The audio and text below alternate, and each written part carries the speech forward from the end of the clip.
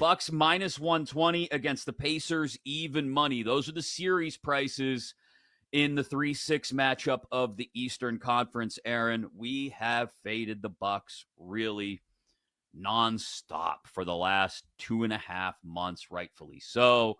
They've looked uninterested in playing defense at times. They got their coach fired. Doc Rivers has not been able to do much better since taking over. And now, oh, by the way, Giannis is hurt. What do we make of this matchup against Indiana? Because the Pacers have been wildly inconsistent as well.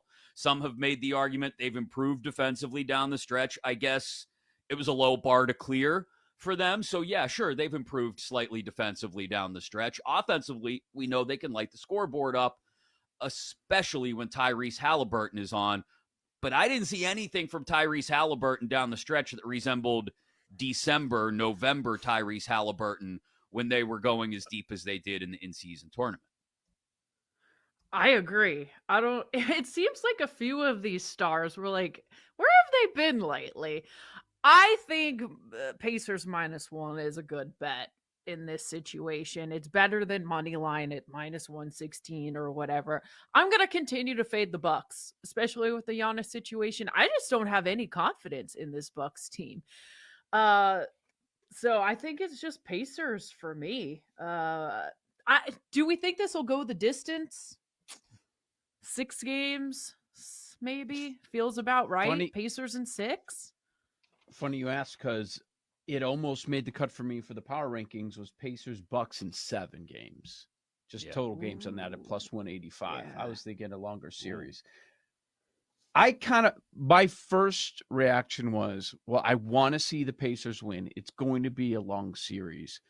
But I thought I would be more in the minority because I started hearing people say, oh, you know what? I wasn't liking the Bucks, but this specific matchup, blah, blah, blah, which I really don't understand because Indiana took care of business all season long and they won 4 to 5 times in those up and down games.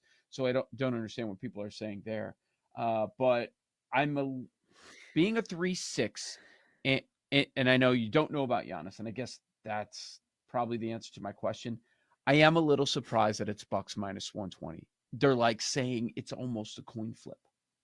Like it's the same as Phoenix, right? That series, same price. Are you not surprised? I thought you'd get some kind of plus money with Indiana.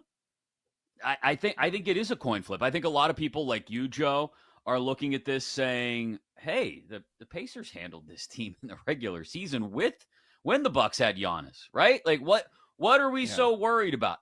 But the Pacers' wild inconsistencies worry me to the extent that even if Milwaukee goes a couple games without Giannis in this series, I think it's ugly. I think it's going to be a rock fight at times. I think maybe we'll get a brilliant moment or two from Dame at some point in this series when he's got to carry the Bucks. But I think it's going to be more about the Bucks winning maybe some ugly basketball games, a couple without Giannis involved. And yeah, I love that. What would you say? Plus 185 for the series to go 7 games. Love that. Yeah. Because it is. It's going to be ugly. It's going to be a rock fight. It's going to drag out. Everybody's going to be sitting around saying, oh, yay, game 7. And then they're going to look and go, oh, it's the Bucks and Pacers. Okay, great. Yeah, game 7. Neither one of these teams is long for the playoffs. Wherever they go in the next round, I think they lose. But I do like Milwaukee to get past Indiana here. And the prices don't totally surprise me. Just because it's the Pacers have been as inconsistent as the Bucks have been with Giannis in the lineup, right? Like, it's a very good argument. Now they're without Giannis. What the heck do you expect from them now? The Pacers have been that wildly inconsistent for the last 4 months as well. So I just not a ton of confidence in either one of these teams to take over at any point. I'm not putting it on the same level as the Hawks-Bulls game. It's not going to be that ugly, but it's just not terrifically compelling to me this series. And I think Milwaukee will end up scratching it out in the end. 4-5. Oh, I disagree, man. I find it's very compelling. I think anything that happens with Milwaukee is that way now because either they win or they're getting it together, and maybe Dame finally shows up this season. Yeah. Or Giannis' status, the Doc angles. I find this to be very compelling. If Giannis goes down, if they go down in the first round after firing their coach midseason, firing their coach Right. before the season, like there's a lot here. Like, and they got criticized all year, but they still ended up being the 3 seed in the East. I'm Right. very interested to see what happens here. If Dame couldn't do much carrying the team in Portland, I just don't have a lot of confidence that he can Right. do it with the Bucks. And like his I don't points, either. yeah, I think the Bucks are in trouble. I mean, he averaged 23 points in April, 24 in March, 21 in February. He's gonna really have to step up his game. Moments like the Sixers hosting the Heat, this number out to 5.5 tonight, tip just after 7:00 in Philly. Joel Embiid, who was averaging 30 points a game in the 5 games where he was back from injury. Tyrese Maxey averaging 30 points per game in the final 5 games of the regular season. The Sixers looking like one of those teams that could push the Celtics to the limit, like we talked about earlier, Joe. But we know all about the Heat and everything that come with them and how far they went coming out of the play-in last year. The difference this year, they don't look as good offensively. They just don't. Jimmy Butler, Aaron brought it up earlier, doesn't look like the same guy, at least down the stretch in the regular season when they should have been trying to play themselves out of a play-in spot. But here we are. The Heat are in a play-in with perhaps a similar path ahead of them as they had last year. Yeah. That's the question with Miami. So we've seen this before. Maybe not to this level. Have they been coasting? Have they just been waiting? Is playoff Jimmy dead? Or is he going to come alive here? I think he's dead, but I don't. But we've seen this. Like, there were times quite recently where, like, man, I didn't know that this guy was going to show up. He just balls out in the playoffs. Look at him doing it again. I'm not expecting to see it based on what we've seen this year, but maybe it is still in there. It kind of feels like the Warriors conversation, and then they go down in flames last night, and now we're talking about beyond the dynasty and all that. We know there's going to be the coaching advantage on the Miami side. You have that every single time. They're going to be strong on the defensive end of the court, but just talent. If we're like, okay, pick the 2 most talented players. Aren't we picking Sixers? Yeah, I am. 2 best players in the court? I mean, I probably am. That's probably why we're here at this number of 4.5. It got to 5.5 today, too. It's kind of all over the place, but man, I just can't lay 5.5 against the Heat in a lose and you're done situation.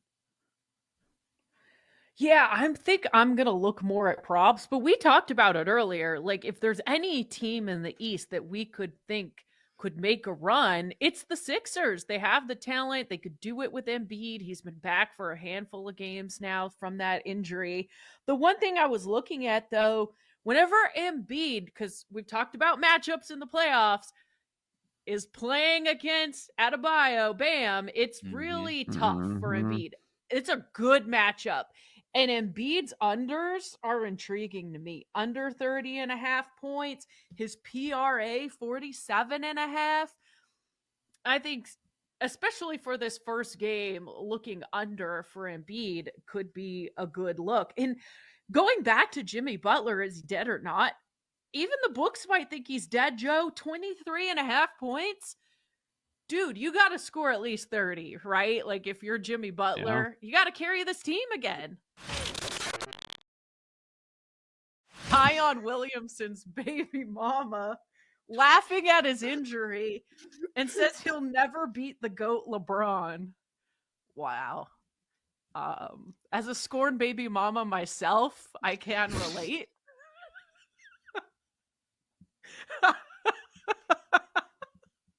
As a scorned baby mama myself. Jake is like, oh my gosh, what is Aaron doing today? Jake audibly shrieked in the studio. I just gasped. They scorned Listen, baby mama. you gotta keep it real sometimes. I don't blame the lady for hating on him. So she Sometimes you posted gotta do that. she posted a video on TikTok, and she was just laughing.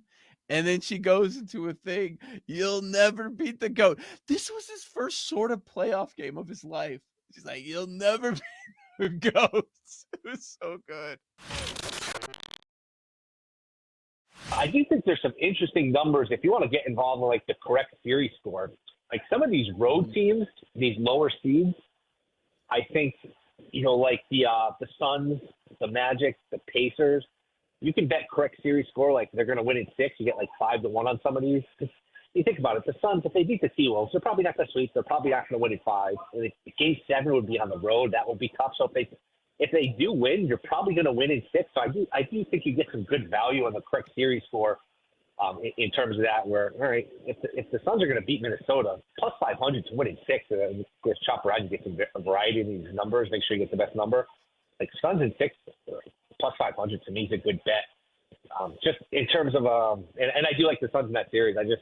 I'm going to take the team with Kevin Durant. I think they spaced Minnesota out. I think they've got a lot of shooting. I don't know that Minnesota is as good a playoff team as they are a regular season team. And I like Dallas to win the series too. Minus 125 I'm looking at here. What are you getting at Kawhi? I mean, they could say all the right things. Hey, he's fine. We have nothing to worry about. He's going to be okay. Who knows? We've heard this with Kawhi before. They're not always forthcoming when it comes to Kawhi's injuries. They can be vague. They can be, misleading. And maybe he plays a game and maybe he gets hurt again. Anything with a knee with Kawhi, you have to be concerned. And plus, Dallas is playing really well to begin with. Dallas might just be better than them straight up. Dallas with these trades, they played better defense. Kyrie's kept his head on straight. So Dallas to win that series, I think, is a good bet. And again, some of these correct series score prices, I think, are interesting.